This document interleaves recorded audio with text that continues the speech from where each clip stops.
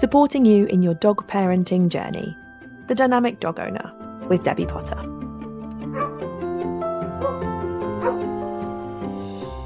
Hello and welcome to the Dynamic Dog Owner, the podcast designed to support you, the dog parent, in your dog parenting journey to make living with a dog, being responsible for a dog, hopefully just a little bit easier. We focus on the dog side of the human-dog relationship, not the dog-specific training tasks, but more your thoughts, your emotions that get taken into part, and how we can influence and impact and the relationship with the dog, but also how we can look at our own thoughts, feelings, emotions, and look at our own education to help us be the best dog parent we can be. So today the topic is about the rule of three. You may have heard of it, you may have not. It's a common sort of thing that we associate with rescue dogs. I think actually it applies to all dogs and many different situations. So if you've rescued a dog from a rescue centre, you may well have heard of this rule, guideline, before. If not, you might not have. So let's talk about it. The rule of three, basically, it's about how long it can take dogs to decompress, to get used to a new environment.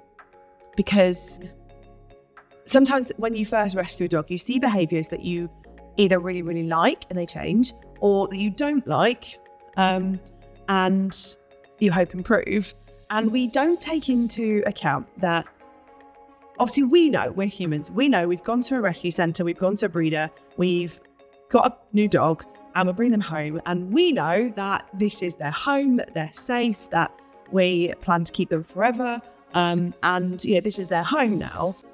But they don't, and we forget that. We forget that they have just, basically had the whole of their life upturned without any prior warning, because you can't tell them, and we expect them to be fine with it. And this is sometimes where human expectation and reality don't quite marry up. So the rule of three is a guideline to help you understand the processes your dog will go through when they are adjusting to new environment. And the rule of three is basically that it takes 3 days for a dog to initially decompress from the stress and the unsettling part of moving. So stress, we kind of think, how can dogs possibly be stressed? What do they have to worry about? But they do feel stressed, that's normal, they do. It's just different to ours. It's not, oh gosh, I've got a big project at work to get done, or I'm stressed because I'm so busy.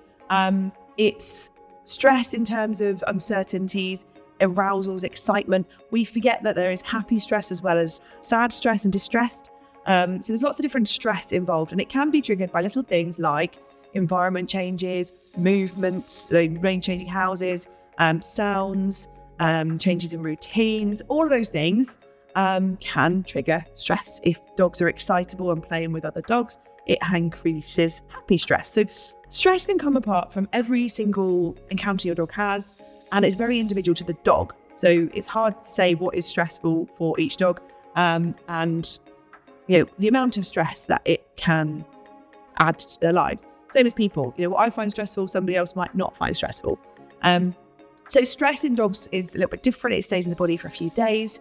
That's why the rule of three is there initially, that it takes 3 days for the initial stress of movement to disappear and to leave the body. So say, for example, you get your dog on a Monday, come Thursday morning, the stress of all that initial change, upset, travelling, etc. has disappeared. Now, there's a slight caveat to that if dogs are living in prolonged stress, so for example, if they come from a rescue shelter where naturally it's quite a stressful environment, that can actually be a little bit longer because their body is used to holding that much stress, and it kind of almost prepares itself and is ready for that much stress. So that's the initial rule of three. 3 days for that initial stress to disappear.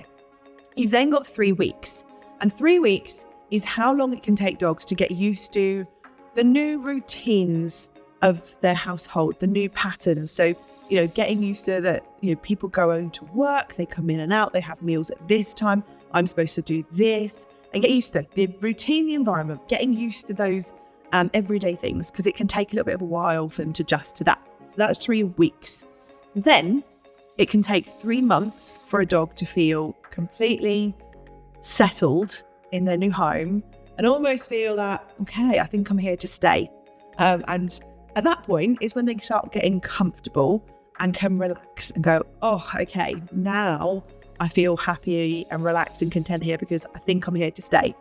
I liken it to relationships, Think about, when you first started dating someone, and obviously depending on where you're at, and for me that was a really long time ago, you're very polite, aren't you? And, we don't possibly have bodily functions and we are sitting on ceremony, we're very polite. And then after a few months, you settle in, after a few years, after a few decades, life changes and you start getting very relaxed with each other. You will obviously understand that there are bodily functions that happen that didn't happen at the start. You will not care about wearing particular clothing or eating in a prim and proper way, or do you know what I mean? Those kind of things. You kind of relax and you go, fuck it, this is me. And you settle into the relationship. Same goes for dogs. They settle into the home and go, okay, now I can let them know the real me. So how this works is some dogs will come into a new home and be on their almost best behaviour because of their past, because of their history. They'll always be like, okay, must have put a foot wrong, trying to please people, trying to do everything right.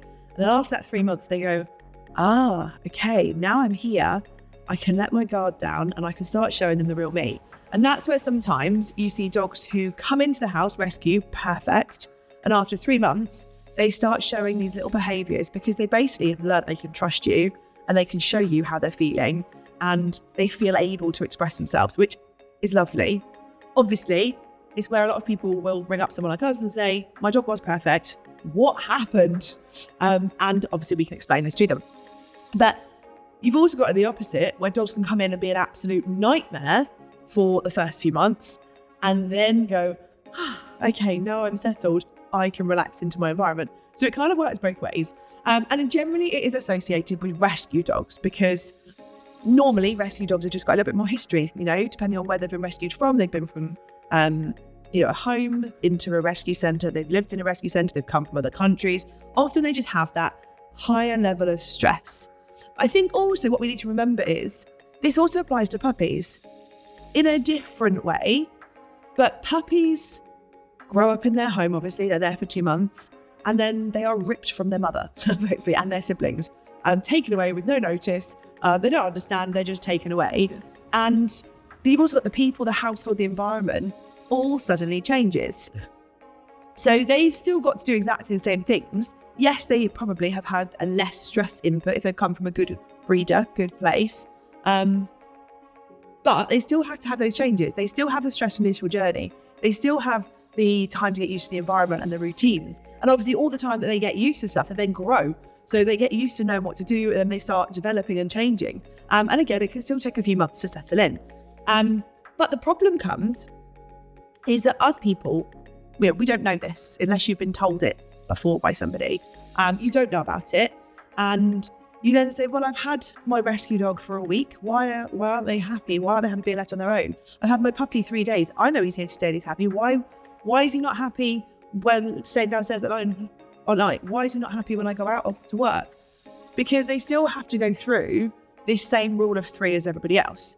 So it's worth taking it into account and going, okay, So it's worth taking it into account and going, right, this is a thing. This is something. And we need to be aware of it. So every dog's different, of course. Every situation, every family, it's all different. And some people, some dogs, it'll have a bigger impact. Others it won't. But that can be a real huge explanation as to why sometimes they are seemingly fine and then become more challenging, or vice versa. And then equally, let's look at it in other ways. How often does your life change? So say, for example, you go on holiday. You go on holiday for a week. Again, no one can tell your dog, we're just going to stay in this temporary house for a week. It's all going to change, but don't worry, it's going to go back to normal the week after. We don't know that. A lot of dogs struggle on holidays because all of that change of environment. Yes, you're familiar. Yes, your routine is probably similar, maybe slightly different. But the environment is different. We're somewhere different. The house is different. I'm sleeping somewhere different. So it's only a week. That rule of 3, that first initial bit of stress is half your week. So they don't have time to adjust before moving on. Some dogs will struggle with that. Other dogs are absolutely fine with it. I'm really fortunate. My dogs are fine going on holiday. They've never struggled to settle in somewhere because we're with them. So it's really handy. But other people I've heard of, and I've had clients say to us, oh God, going on holiday is a real challenge because my dog's so unsettled by it. Moving house. Hopefully, fingers crossed, I will be moving house soon. And then again, that is a huge change for your dogs. It's a huge change for everybody because you're into a different house. Again, your people are familiar. Your routine is probably going to be pretty similar, just in a different location. But you have all that initial stress of moving, your dog's going to kennels potentially, or going to a border while you move, or for me, it'll be sitting in the car all day while we move, with little walks out. Whatever it is you're doing is different. It's a little couple of days of upset. I don't know about you, but my dogs get unsettled by packing because everything, moving furniture. If I have a little rejig, they're like, oh, this is all strange. Some of them care, some of them don't, but it's unsettling. And packing your whole life in a van and driving it off, you've got days of packing, everything's seemingly weird. You then got a stressful couple of days moving, and then you've got the house being put back together again in a new place. We're a bit stressed. We forget that it's going to impact our dogs too. So this rule of 3 can apply to every situation, many situations, and it is worth just being aware of it because it's not something that's publicly put out there. It's not something that people are often told about, and it can be really beneficial for you and your dog to understand that rule of 3. So next time you're kind of thinking about a change, say you're moving house, say you're going on holiday, welcoming a new dog into the home, just consider this rule of 3 and kind of put it into your mind. What it often means is those first 3 weeks, we don't do too much. A lot of people, and again, this is, you only know what you know at the time, and you can only work with the information you've got at the time. So no one's ever done anything wrong. It's just our aim is to educate people. Those first 2 weeks don't do a lot. The amount of people I hear who go, oh yeah, I got a rescue dog on Saturday. They ring us up on a Tuesday. So it's been reacting to everybody it's seen. Well, what have you done with it? We've been on a hike here. We've been to the pub. We've been shopping. We've done this. We've done that. And I'm like, whoa, slow down. Slow down, because they're still really stressed. Ideally, give them 3 days to chill out. Don't do anything. Not having a walk is not going to damage your dog. It's fine for them not to have a walk. It's fine for them just to exercise in the garden, or to just have a very, very sniffy walk just out the front of your house, then come back in again. Take it slow. Those first 3 weeks, take it super duper slow. Be really conscious of what you're doing. Try to take some time off work and help them settle. The slower we go, I always think Hare and the Tortoise because it's obviously, very well-known concept, not concept, however it was called. But it's very, very, we all know about it. The tortoise wins the race. The slower you are, the slower and steady you are, the quicker you get results. If you rush, then you get complacent, you go to sleep and lose the race. So you're never not going to lose the race in dog training. It just means you're going to have a slower progress journey. But the slower we go, the slower we introduce stuff, the more time we give our dogs to relax, whether they be a new rescue, whether they be a puppy, the easier your journey is going to be because we're not overloading them with stress and too much input in those first few months.